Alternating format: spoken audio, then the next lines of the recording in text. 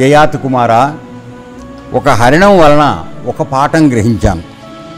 వనవాసులైన యోగులు ఎన్నడూ విషయ సంబంధమైన శృంగార గీతాలు వినరాదు. హరిణం మనకు పాఠం చెప్తోంది. కిరాతుడి యొక్క సంగీతం విని మోహం చెంది అది బందీ అయింది అని చెప్తున్నాడు. ఇదేమిటంటే మామూలుగా ఈ యోగా నేర్చుకునే వాళ్ళు ఎవరైనా కూడా విషయ సంబంధమైనటువంటి శృంగార గీతాలు వినకూడదు. యోగులకు మాత్రమే, గృహస్థులు వ్యవహారం కాదు. అర్థమైందా?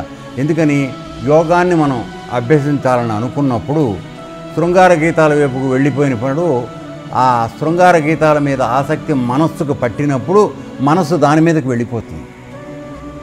అందువలన ఏకాగ్రత రాదు. సో ఆ విధంగా ఇది ఈ జింకలు, లేళ్ళు అవి మన అరణ్యంలో కిరాతుడు అదేదో మ్యూజిక్ పెడతాడు, వాటికి దానికి వచ్చి అవి పడిపోతాయి.